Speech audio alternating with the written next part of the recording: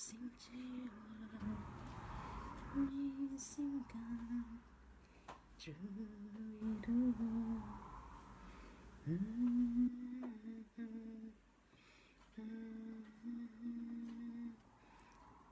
Good evening po. Good evening po. Good evening po sa ating lahat. Maghintay lang po tayo. Good evening, Arbing. Good evening po sa lahat. Good evening, Sis Mercy. Good evening, Sis Berina, Sis Rowena, Sis Emmy, Sis Imelda, Ga. Good evening po sa inyong lahat. Good evening, Sister Tess, Sister Myra, Sister Edna. Good evening. Good evening po. Good evening po, Sister Clarita. Wait lang po natin another more 2 minutes or 3.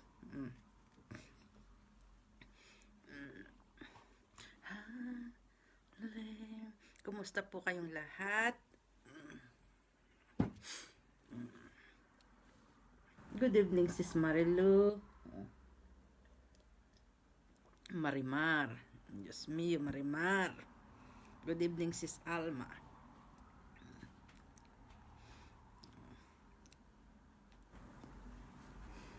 Good evening, Sis Opel, Sis Lorna, and the others. Okay po, andito na po si Pastor. Continuation po natin ng teaching seminar po natin, yung Discovering Your Calling and Purpose in Life po. Amen? So, here is Pastor. Praise the Lord. Good evening in Jesus' name. Once again nga po, we will gonna continue sa teaching seminar, Discovering Your Purpose and Calling in Life to be fruitful in the Kingdom of God.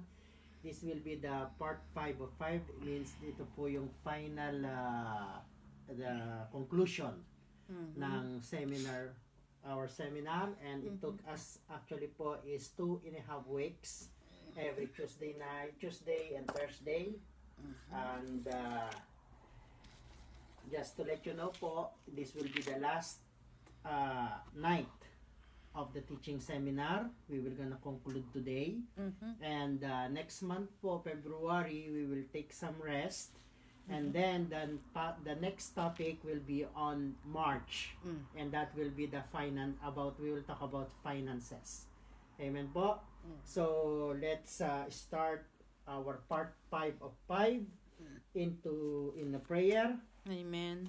Father God, in Jesus' name, once again, we give glory to your name. Hallelujah. Lord, let your name be magnified, let your name be glorified. Yes, Father, Lord. we thank you, Amen. Lord God, for the times such as this, Lord God, that we were able, God, to learn, equip during this time of lockdown, Lord God. Yes, Lord. Indeed, Lord God, you continually equipping us, building us up, and revealing your will and plan your will and plan in our lives, so Lord God. Hallelujah. Lord, we say, Lord, we are available. Yes, Do Lord. your will be done in our life, oh God. Use us for your glory, oh God. Let us be fruitful. You appointed us to bear fruit, Yes, fruit Lord. that will last. And Father, we could not do it alone. We Yes. need you. Yes, We need Lord. your Holy Spirit. We need your revelation. We need your guidance. Father, in Jesus' name. And Lord, tonight, Lord, we pray, let your spirit be upon us, O Yes, God. Lord. Your presence be upon us, O Lord God. Set Hallelujah. us into fire, O Lord God, Amen. for our calling. Stir up the giftings within us, O Lord God, so that we could use it, the gifts, the talent, Lord, that we have, that you have stored in us and through us. Help us to use it for your glory, O God. Father, open our ears to hear what the Spirit is saying. Lord, open our mind and our heart to understanding. And Lord, may we have a soft heart tonight Amen. to Yes. receive what you want us to receive. Amen. In Jesus' name. Yes, Lord. Amen. Amen. Indeed, my brothers and sisters, this is the 5th teaching of the Discovering Your Calling. And as we said nga po, this is the last part of this teaching. And we hope and we believe you've been encouraged, you've been stirred up, and as we said, the goal of this seminar is for you to discover your calling. And we believe with all our heart and also by prayer that you will gonna discover your calling. Yeah. You will gonna serve God according to the giftings and the Amen. talents that He gave to you and to Amen. me through the body of Christ. Amen. Are you with me? Amen. Amen po. Amen. So, during our journey nga po, we learn great things and many things. Some to you, it's a reminder. Some to you, it's something new. Are you with me? So, we took up nga po the importance of knowing our calling. We learn also the general purpose or purpose of our life through the great commandments and to the great commission. We did find what is calling, and how can we discover our calling. We talk about the anointing. We also talk about the results of the anointing. It's not only we know our calling or we discover our calling, that we know about the anointing. We need to be anointed for our calling. Means God been set us apart for the task to do His will here on earth in our life, in our lifetime. Amen. And then during last week nga po, when we step into our calling and the calling in process. It's a big difference to know your calling and you are stepping already into your calling. And as we said nga po, the enemy of our faith, Satan, will try his best to knock you down so that you Amen. will not walk into your Yes. calling, Amen. or you will not serve God according to your calling. Amen. Yeah. As we learn, serving God according to our calling will simplify our life. It helps us to focus on what to do and what not to do.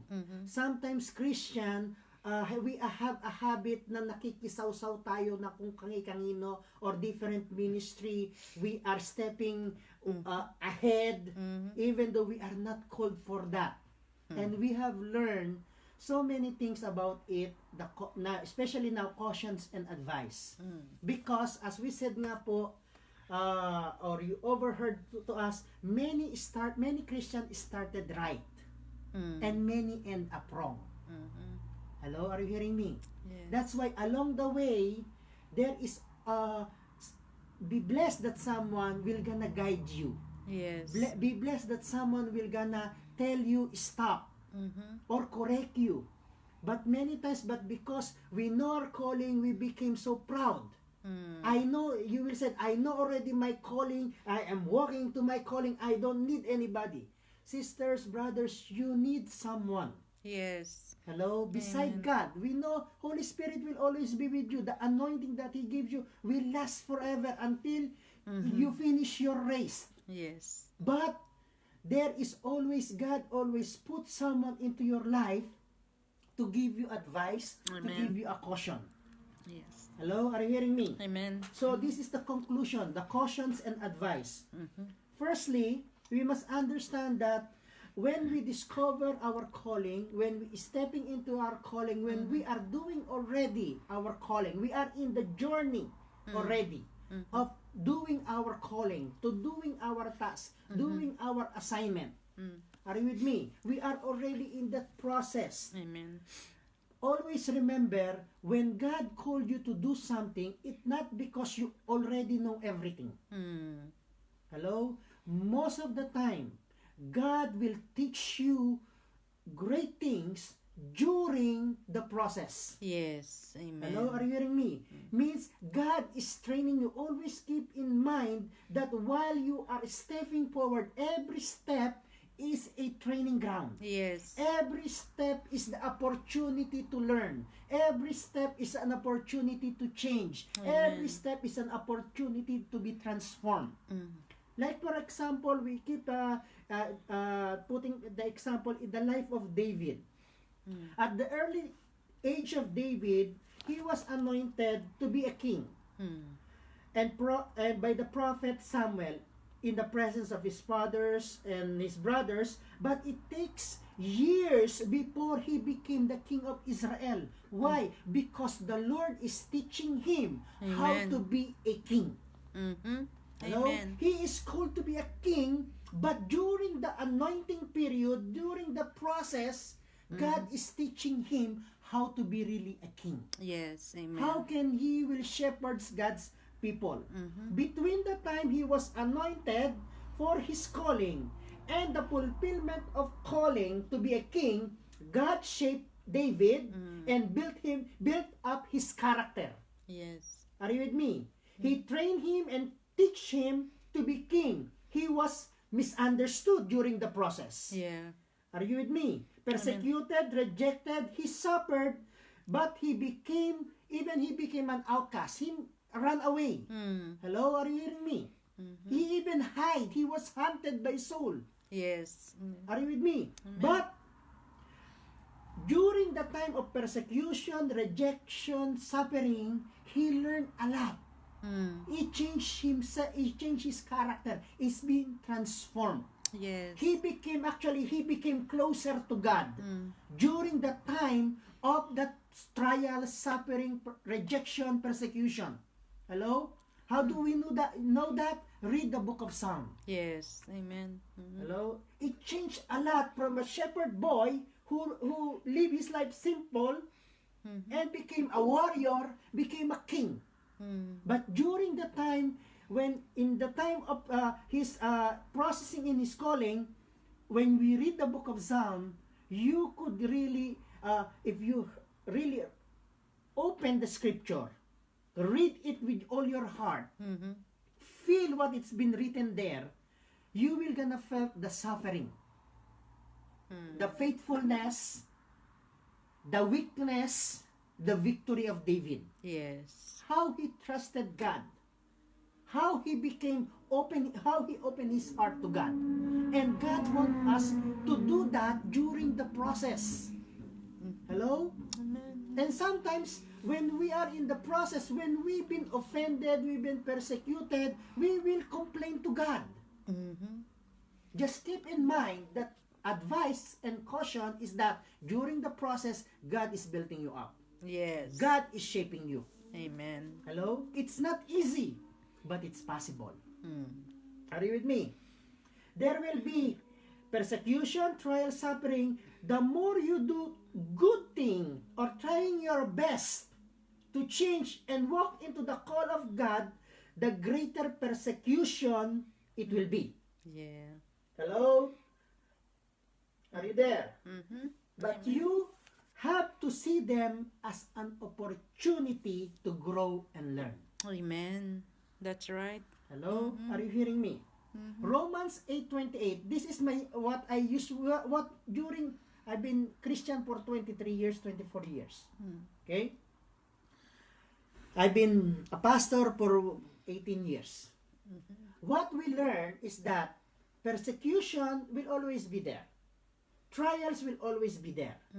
But the scripture teach us greater things. When we face those things, what we put in our heart and mind and spirit is this. Romans 8:28. What it's written in Romans 8:28, it says, everything works together for the good. Everything, whether it's nice things, good things, bad things, everything works together for the good, for those whom God love, called according to His purpose. So everything we experience, whether joy, pain, sorrow, trials, difficulties, victory, all these things, God allow us to experience for His purpose. Yes. That's the secret. Romans 8:28. Everything works together for the good. God always turns bad situation into good. The result is opportunity to learn. Yes. The result is opportunity to grow. The result is opportunity to mature. Because everything works together for the good, for those whom God love, called according to His purpose. Yes. Now, tell to yourself, I am called with the purpose of God. I am called with the purpose of God. Are you with me? Amen. Always remember that. serving God is not easy, but it's possible. Yes. Don't let joy, don't lose the joy Yeah. of serving. Mm. Hello?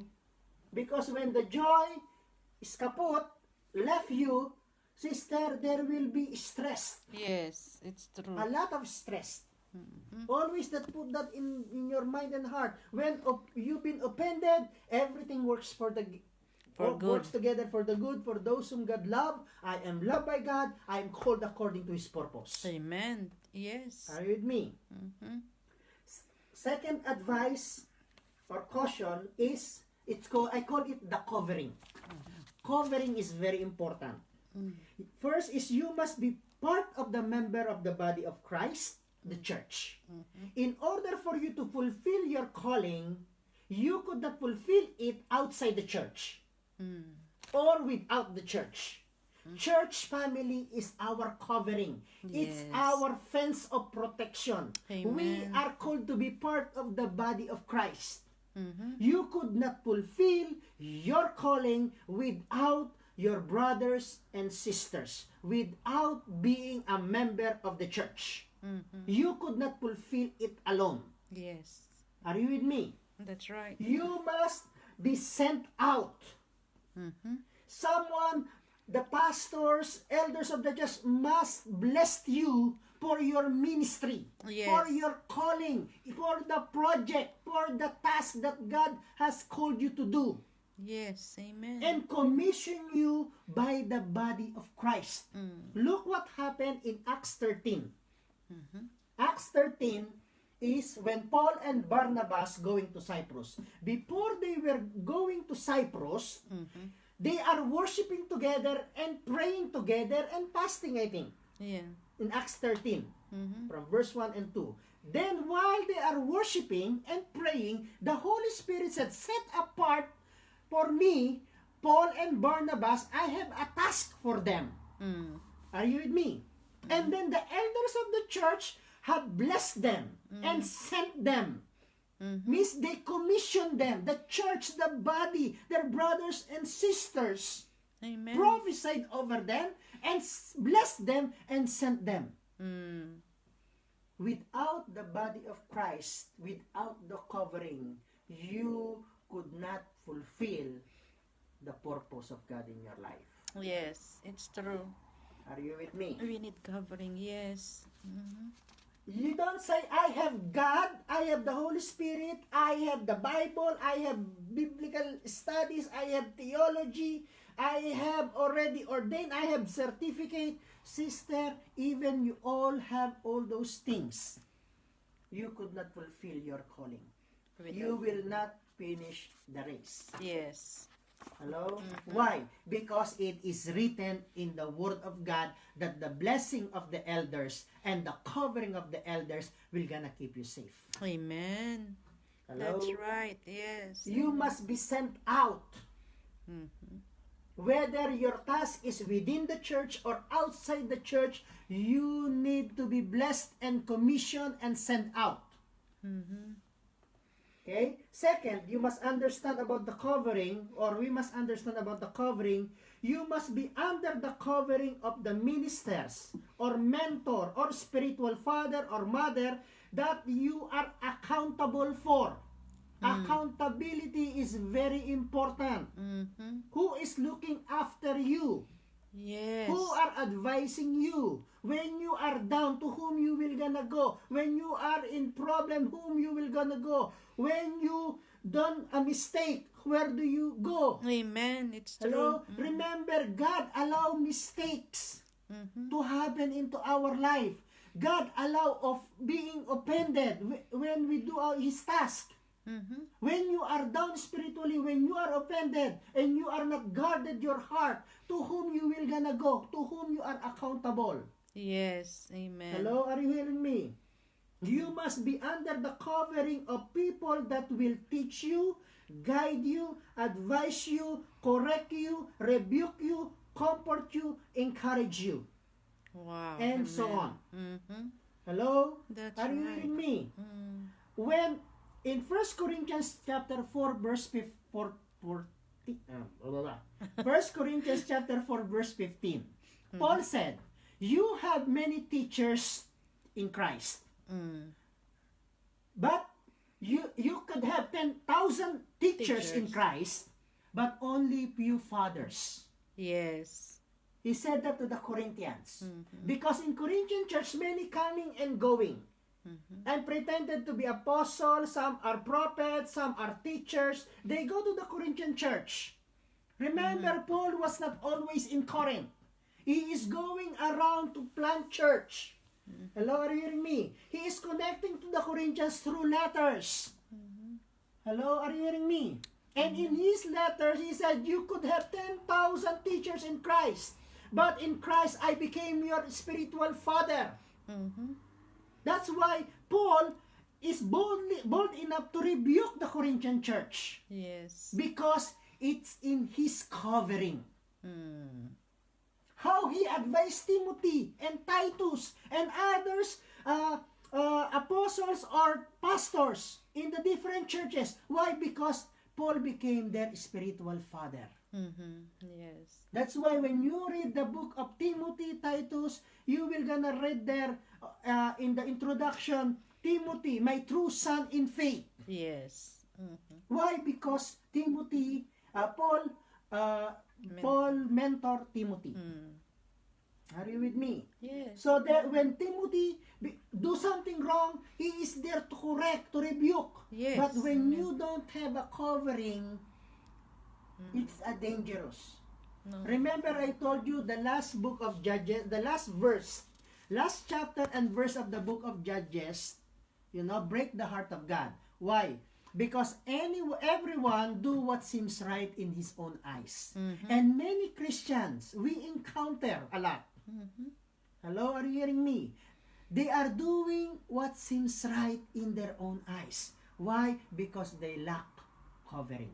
Yes. They lack spiritual mothers and spiritual fathers. They lack to submit to the fivefold ministry that God gave them. Hello? As I always said, it's not a matter you like the person or not. When God asks you, this will be your pastor, this will be your elder, that's it. Yes, it's true. The case is closed. Are you with me? You don't argue with God because God knows the best for you. God knows the best person for you. Yes. Don't be like, a Christian, sometimes, there are so many department store or many shop. You go to a supermarket that you like. You go to the department store that you like. Hello? Are you hearing me?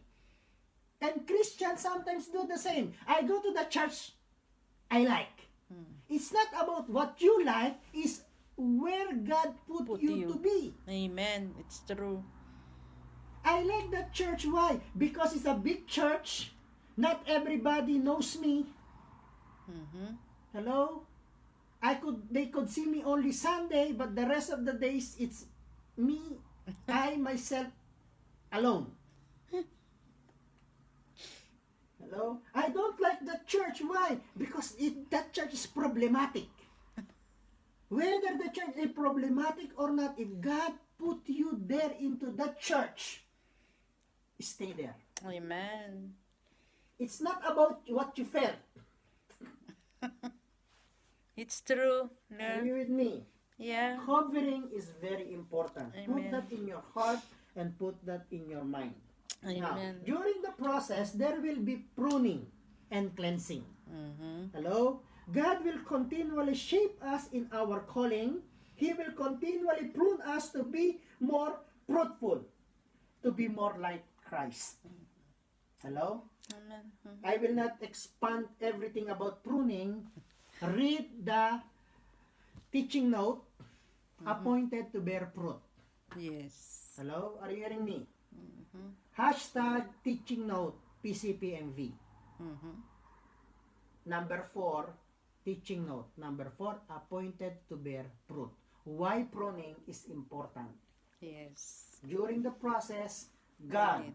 will gonna prune you. Are you with me? Amen. Third, caution and advice. always remember, we are not only just too much spiritual and less physical or natural. It must be balanced. Balance. Naturally, spiritually, natural life, spiritual life must be in balance. Why? Jesus Christ, who is spiritual, He is the Word of God, became flesh. Mhm. Hello? Spiritual in a human form, in a natural. Mhm. Hello? Spiritual and the Word became flesh because He lived a balanced life. Yes. Are you with me? He is the Son of Man and He is the Son of God. Mhm. Okay? Now, that's why, sister, serving God, it's important to watch over your finances. Mhm. Yeah. Are it's you with true. me? How we handle our finances matters to God. Mm. Luke chapter 16 verse 11. Let me read it for you. Luke chapter 16 verse 11. Mm.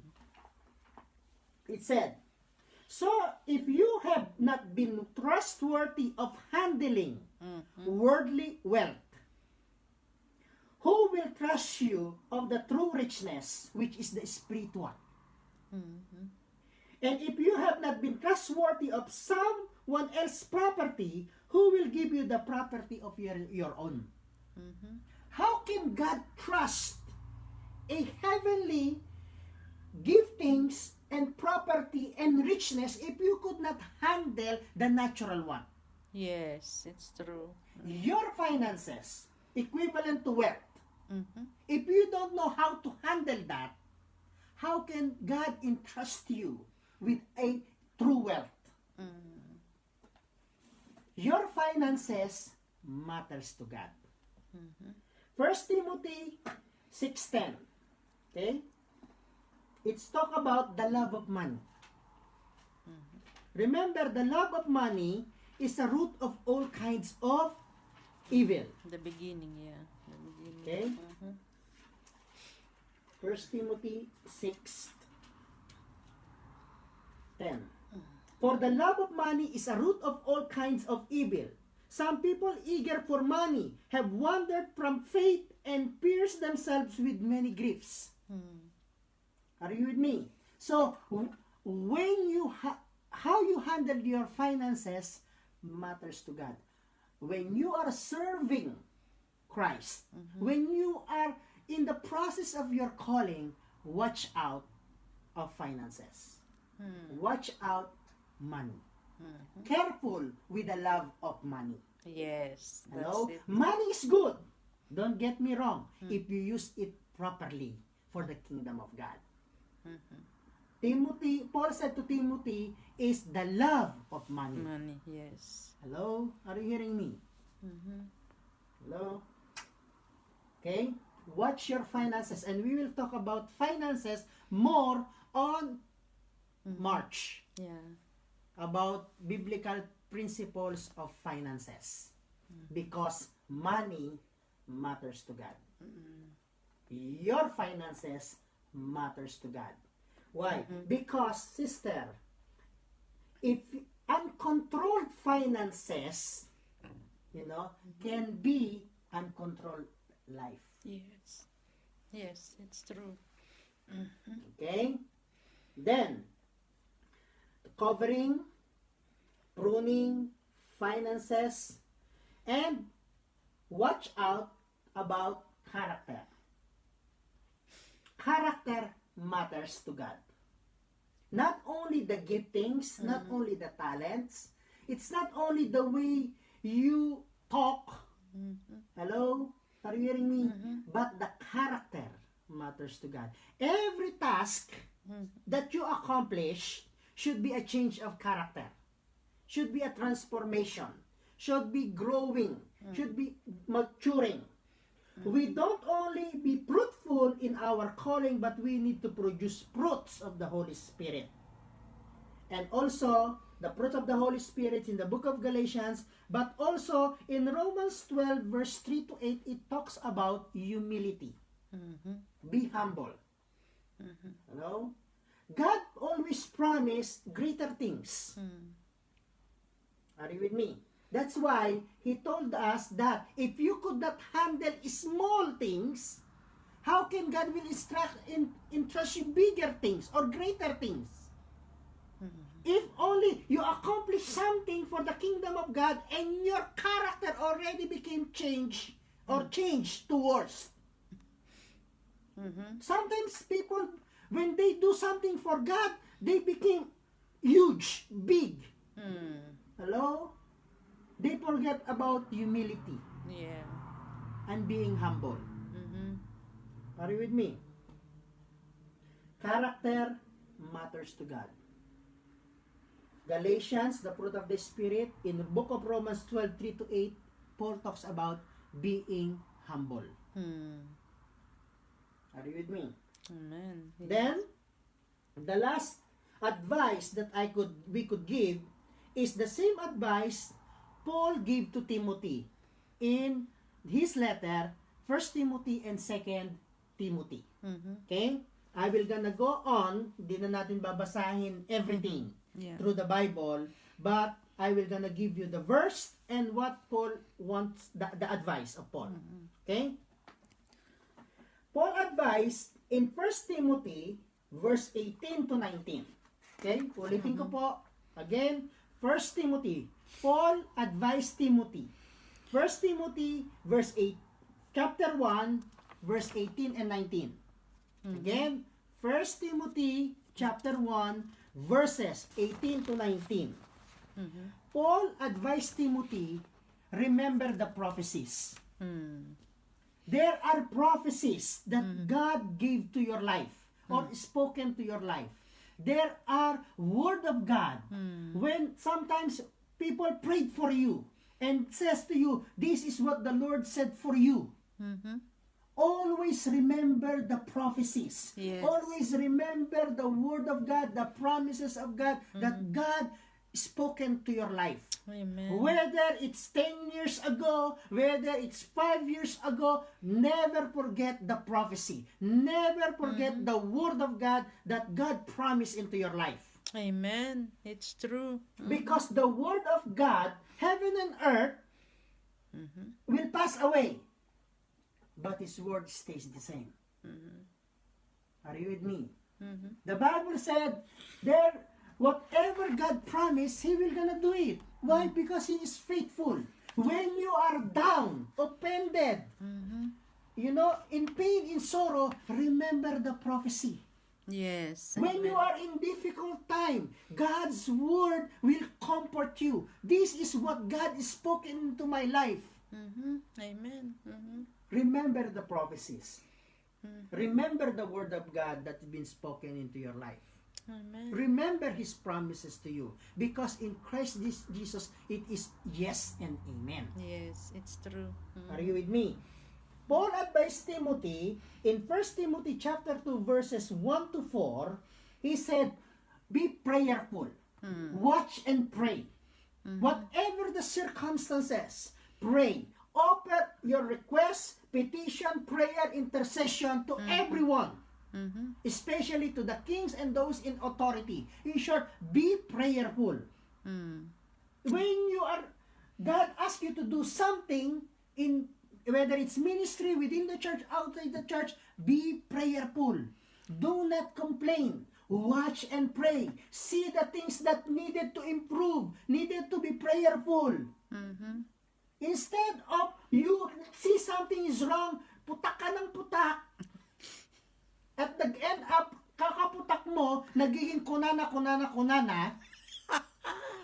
He said, she said, that said, he post, that post.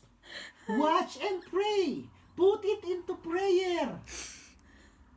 Hello? That is what Paul advised to Timothy. Amen. Hello? As I told you, it will not be easy to do the task of the Lord. Why? Because there is the enemy of our faith. Amen. First advice, keep with prophecy. Second, be prayerful. Advice to Paul to Timothy. Third advice, 1 Timothy 4, verses 7 to 16. Paul told Timothy, devote yourself to scripture reading and use your gift. Amen. Don't entertain myths, No. gossip, slander. Devote yourself into scripture reading and use your gift. Amen. Are you with me? Kunana. Si kunana. And then 1 Timothy chapter 5 verses 1 to 18, it talks about respect to other people. Amen. Always respect people, whether they are in the body of Christ, whether they are outside of the body of Christ. And I said before, and I said it again, people in different religion, or let's say it, when you are arguing with somebody or talking with somebody, they will say respect other religion. You could not respect a religion that you know in your heart is wrong, and in your spirit they are wrong, opposite in the word of God. Hello? But you could respect them as a fellow human being. Yes. Hello? One time they called me or told me, Sister, Pastor, please respect the Catholicism. I could not respect when what their tradition is doing is wrong. But I could respect them as a fellow human being. You go one level down. Hello? Are you hearing me? Muslim I could respect as my fellow human being, but not what they believe. Yes. No. Because I knew it from the Word of God that what they believe is opposite. The tradition that the Catholics doing is opposite what is written in the Word of God. I could not respect that. But I could respect people in a human level. They are created by God. They are made in the image of God. They were also became lost like what we are before. Hello, are you hearing me? So Paul advised Timothy, respect to people. Respect people within the family of God, because people within the family of God, they are also not perfect. They are also, some of them didn't grow yet to maturity. Some of them, they are new in the faith. Some of them, kahit 10 years na in the church, they didn't mature. Hello, are you hearing me? But God told us, Paul advised Timothy, when you are doing your calling, when you are doing the task God gave you, respect people. If they don't follow you, respect people. If they don't listen to you, respect people. At least in your part, you do what God asks you to do. Even my calling is to preach and teach. I don't mind if how many people will respond. Hello, are you hearing me? Because my assignment is to preach and teach, not to count who responds. Yeah, it's true. Hello, are you hearing me? That's why, be simple. Know your calling. It will simplify your life. Yes. Otherwise, when God asks you to preach and teach, like example now, or a lockdown, God asks you, you will complain to God, Lord, I keep talking and talking live. Not many people is watching anyway. So what's the point? Nobody thumbs up. Nobody sent comment. Nobody. Sister, if God asks you just to do it, just do it. Yes. Maybe God is training you really to talk, to preach, to teach, whether someone listen or not. The point of God is for you really to, to practice, to exercise, talking, Yeah. preaching, hello, exhorting the word of God, preparing the message. Yes. It's Are true. you with me? Amen. It's true. Respect people. 1 Timothy chapter 5, verse 19 to 21. Again, 1 Timothy chapter 5, verse 19 to 21 said, be fair, no partiality, no favoritism. When you serve God, Yeah. be fair. No partiality, no favoritism. Autism. 1 Timothy chapter 5 verse 22. Be wise, discern, have a discernment. Be wise in what you do. There are seasons, there are times that you don't need to open your mouth. Yeah, it's true. Hello, are you hearing me? There are times, sister, you don't need to do so many things. Mm-hmm. There are times that God just wants you to listen. Yes. Open your ears. Sometimes God didn't want you to open your mouth. You just do something in action, like you hug your sister or your brother. Yeah, that's right. Yeah. Be wise. Discern something. Know the time and season. Mm-hmm. Okay? 1 Timothy chapter 6 verse 6 to 10 is be content. Are you with me? Yes. Kaya advice ko po is read 1 Timothy and 2 Timothy and 2 also the Timothy. book of Titus. You will gonna learn a lot. Are you with me? Okay? Amen. Again, 1 Timothy 6 chapter 6 verse 11 to 15. Fight the good fight of faith. Hello? Are you hearing me? Amen. Whatever we are doing for the kingdom of God is by faith. That's why Amen. we are called to walk by faith, not by, By sight. sight. Fight the good fight of faith. Now, punta na tayo sa 2 Timothy. Sa 2 Timothy, chapter 1, verse 6 to 7, the Lord Paul told Timothy to be always on fire. Yes. Keep your lamps burning. Burning. Be the light. Reflect the goodness of God. 2 Timothy, chapter 2, verse 2. What you learn, you pass it on. Amen. Hello? Are you hearing me? It's true. Pass it on. Teach someone. Mm-hmm. When you read 2 Timothy 2:2, he said, Timothy, you know what you learned from me, you pass it on to those who are capable to teach others. Mm-hmm. Look, Paul, Timothy, people who can teach, and the others. Mm-hmm. Like Paul, four times na yung tinuro ni Paul, yung na-receive ni Paul kay God, na ipasa nila, na ipass it on. Yes. Amen. Pass it on. What you experience, what you learn from the Lord. Don't put it by yourself. Share it. Yes. Testify to it. Amen. Pass it on. Be on fire. Pass it on. 2 Timothy chapter 2, 14 to 16. Be a true workers of God. How can it be? Know that what you are doing is for the glory of God. Yes. Not for your own glory. Not to make other people happy. You are doing the work for God for the glory of God. Amen. Not for your own glory, not for the sake of your name, but for His name's sake. Amen. Be a true workers of God. Not waiting for appreciation of man. Hello? You are doing it because God called you. Because you love God. Because you respond to the love of God. Hello? Are you hearing me? Amen. 2 Timothy chapter 2, verse 22 to 36 or to 26. Pursue righteousness. Yes. Pursue Righteousness. righteousness. Because our God is a righteous God. Mm-hmm. The Word of God can make us righteous and holy. Pursue righteousness. Are you with me? Amen.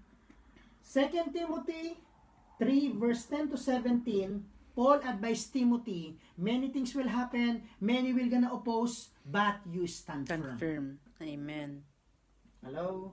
During your calling, as I told you, God, the enemy of our faith, Satan, will gonna use everything that he can to knock you down. Stand firm.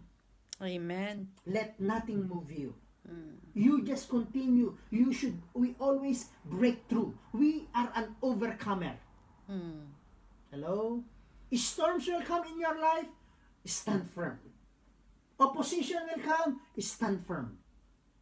People will gonna accuse you, stand firm. Because as we always said, you know yourself. Yes, it's true. When accusation come, you knew better. You knew yourself whether what they are accusing you is right or wrong. Yes, it's true. Hello? Are you hearing me? Stand firm. 2 Timothy 4 verse 1 and 2, preach the word. Be ready always to preach the word in season and out of season. Amen. Hello? Always ready, always prepared, always preach the word. And the last one is 2 Timothy chapter 4 verse 4 to 5. Sister, brothers, be the good news. Not be the bad news. Be the good news. Amen. Hello? Are you hearing me? Reflect the good news of God. Reflect the goodness of God. Hello? Share your testimony. Share what God has done into your life. Amen. Hello? Are you That's hearing me? right. That's right. Yes. Watch. Let us watch our life. Yes. In short, Paul is saying to Timothy, watch carefully how you live. Yes. Amen. Because you are reflecting God. You are representing God. Watch out what you say, how you act. And now, at this time of our time and generation, watch out what you post. Are you with me? Amen. That's very important. Look, as I told you, read 1 Timothy, 2 Timothy, Titus. Because those are the advice of Paul. That time when Paul wrote 1 Timothy, 2 Timothy, he's an old man. He experienced mostly. Yes. That's why he said, I am, at the end of my life, I am drifting away. Hello, are you hearing me? He experienced so many things already. Yes. He experienced the faithfulness of God. He experienced how God saved him, how God helped him to push through, how to break through. You know, Paul didn't write Timothy a letter that is just in his dream. He experienced it. He lived on it. Yes. He finished the race. Hello? Yes. Amen. That was a great advice, especially for us who are young in the Lord or young ministers. Hello? Or you are just starting to know your calling, or you are just stepping into your calling.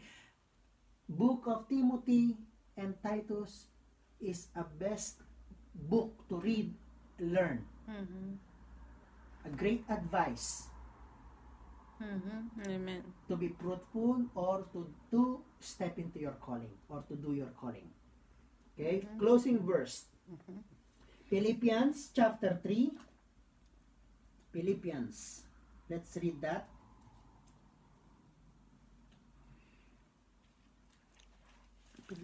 Philippians. Colossians. Thessalonians. Let's find that.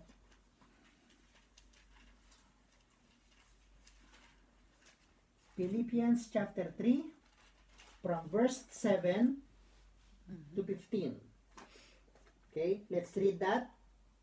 Philippians chapter 3 from verse 7 to 15. This is what Paul told to the Philippians. He said, but whatever were gains to me, I now consider them lost for the sake of Christ.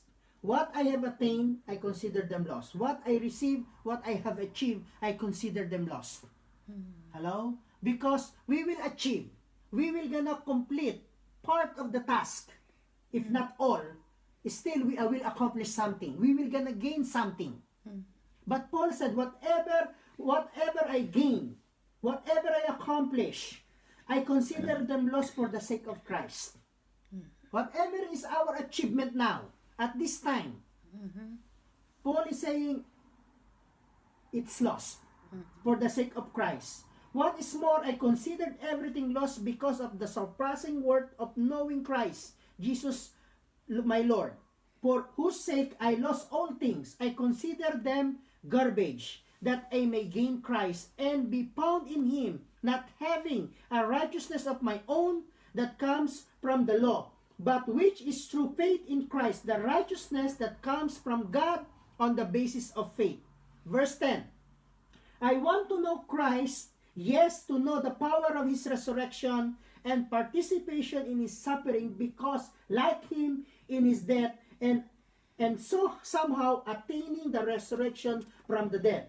Not that I have already obtained all this, I have already arrived at my goal, but I press on to take hold of that of which Christ Jesus took hold on me. Brothers and sisters, I do not consider myself yet to have taken hold of it. But one thing I do, forgetting what is behind and straining toward what is ahead, I press on towards the goal to win the prize for which God has called me heavenward in Christ Jesus. Paul is saying, we will gonna achieve something. Each task. Hello? There will be many tasks, many assignments for the glory of God to fulfill the calling, to fulfill the purpose. But every time we achieve it, we put it behind. Yes. We continue to press on. Yes. We Amen. look forward for the goal. And Paul said, it's not the glory, no human appreciation. He said, I consider them lost. Mm-hmm. One thing I want is to know Christ. Amen. Yes. Every time we fulfill a task, hello, are you hearing me? Mm-hmm. It's an opportunity to know Christ. Yes. Amen. That's right. Because whatever we are doing for our purpose is calling, it's for the glory of Christ. Hello? Are you hearing me? Amen. That's why, my brothers, my sister, step into your calling. Know your calling. Discover your calling. You are called for a purpose. We are called for a purpose.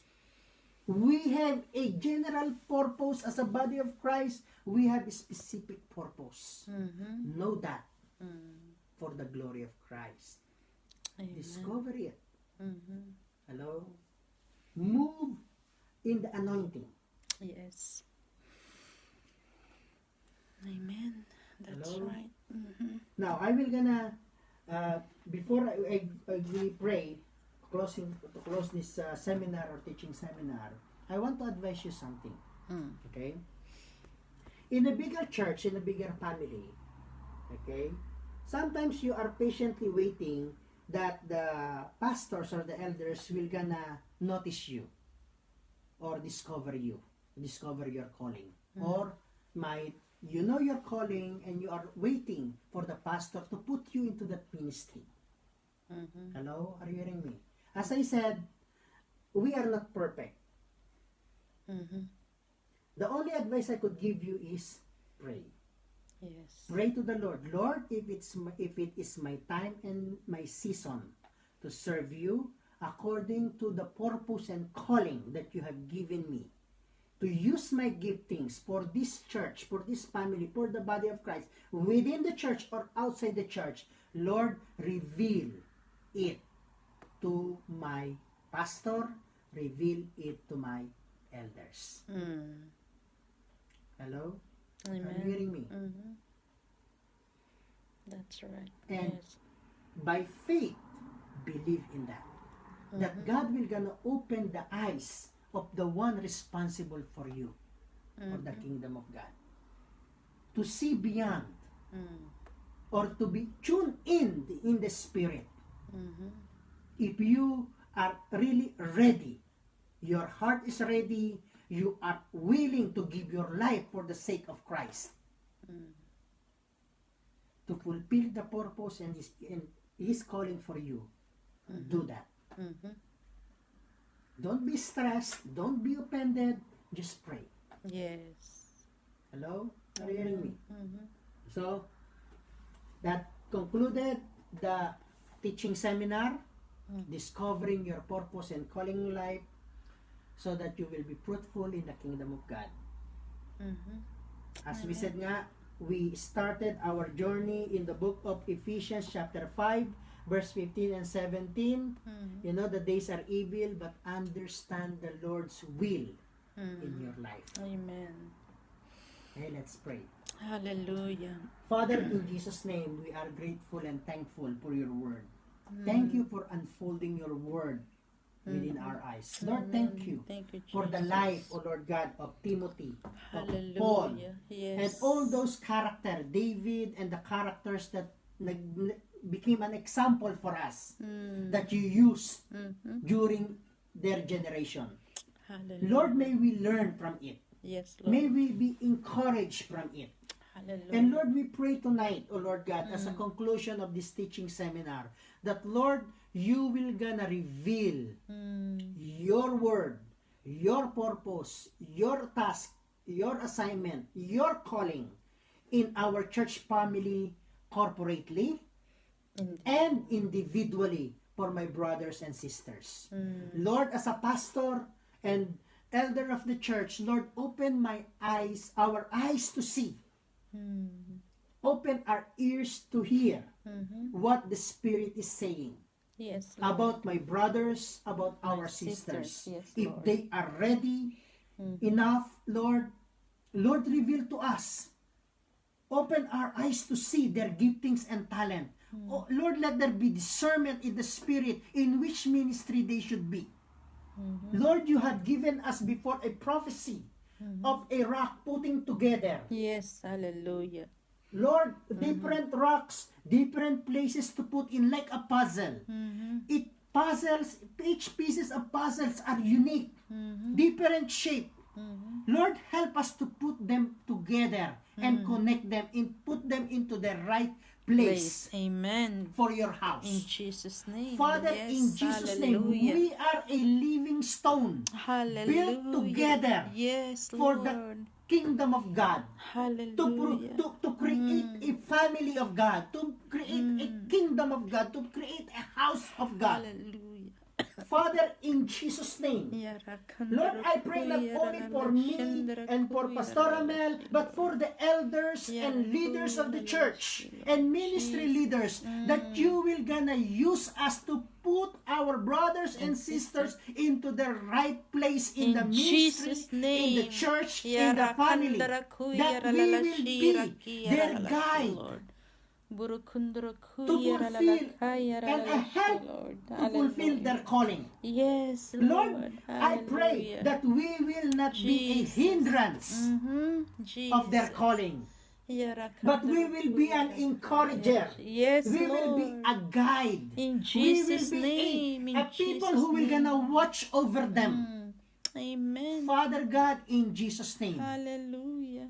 Lord, if their time has come, Lord, stir up the giftings, fan into flame their heart. Amen. Lord, resurrect the Hallelujah. passion and desire Amen. In in their heart Jesus' to be name. used by you. Father God, in Jesus' name, that you will gonna continually shape them, Hallelujah. Jesus. continually Lord. shape each of us, In that Jesus' we will name. know our time and season. Hallelujah. Lord, we will know exactly Yes, where you Lord. want us to be. Yes, Lord. Lord, I'm Hallelujah. talking that in the ministry and Jesus. outside the ministry, Yes, and Lord. also I'm talking about that if they are in the right place or a right Hallelujah. country Yes, Lord. or in the right city or in the right church or right church family. Father God, in Jesus' name. Lord, as you said, Cyprus is just a training ground. Yes, Lord. Lord, as long as we are here, train us, Yes, equip Lord. us, In build Jesus' us name. Yes, Lord. for the days ahead. Amen. Amen. Hallelujah. Burukundurukuya rakala yaralalashi. Lord, once again, Oh, we pray, Jesus. fan into flame. Amen. Stir up that giftings. Oh, Jesus. Lord, if their time is now, Lord, let them be, Lord, release the anointing. Yes, Lord. Jesus. Father, in Jesus' Lord. name. Yes. Even Lord, may our yes. brothers and our sister Yes. serve you Yes. according to their calling, Yes, Lord. according to their giftings. Remind them. Lord, I pray Jesus. for an increase, Amen. not a decrease. Amen. Father, Jesus. I pray for unity Amen. and harmony. Hallelujah. Lord, I come against any form of jealousy. In the name of Jesus, Lord. But Lord, I release encouragement. Amen. In Jesus' name. Mm. Father, in Jesus' name. Mm. Lord, bless your people. Burukuya. Bless your household. Yaralalash. Bless our church family.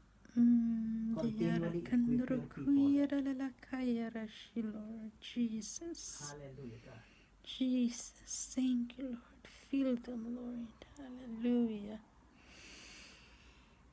Lord, even I Jesus. pray, raise up among our church family, Mm. Lord, spiritual mothers and spiritual fathers, Amen. that will gonna take care of your people, Hallelujah. who will be there for them, to nurture them, to guide them, to teach them, Lord, to advise them. Yes, Lord. Father, raise up mothers and fathers in the spirit. Mm-hmm. Oh, Jesus. Yes, Lord. And Lord, Lord, I prayed, we prayed, Lord, for your people to rise up as sons and daughters of the kingdom. Amen. Hallelujah. Lord, I pray that you will gonna raise up Timothy's and Titus Mm-hmm. in the time such as this, Oh, Jesus. Thank you, Lord. that are willing really to serve. Yes, Lord. Father, we bless you. We know that you are at work. We know that your spirit is at work. Mm-hmm. Lord, once again, stir up the giftings and release the anointing in Jesus' name. Hallelujah. Amen and Thank you, amen. Jesus. Hallelujah. God bless po. And sa Thursday po, ay to be announced if we will gonna do our prayer, worship and prayer. We still working out po how we will gonna do that. And we will gonna confirm that. And then Sunday po, magla-live po ulit tayo for our worship and Sunday service. Amen po. And announcement po ang through check our announcement. That will be great po. Pastor Mel? Amen. Thank you, Pastor. Again po, maraming salamat po sa inyong lahat. And I do believe po sa seminar na ito, Discovering Your Calling and Purpose, ay sa inyo po, I do believe some of you or more of you na-discover nyo na po ang calling ninyo or na-reveal na po ng Panginoon. So, be useful for the kingdom of God po. And on March po, ang susunod po nating seminar is about finances. So, lagi lang po kayo mag-on tune and we wait for the announcement. And again po, nag-uusap po kami ng mga pastors and leaders na baka sa Thursday, magkakaroon po tayo ng worship and prayer night po. Instead na teaching, worship and prayer night po. Amen. And then we will go further the announcement po on Sunday regarding as well sa new measurement na ilalabas. I think magmi-meeting bukas yata ang government. So maghintay lang po tayo ng announcement. Amen. So again po, maraming salamat po sa inyong lahat. What you've learned and heard dito sa seminar na ito, do not depart it from your heart po. Amen. Value it, treasure it, and be use it for the glory of God. Amen. So, God bless po. Thank you.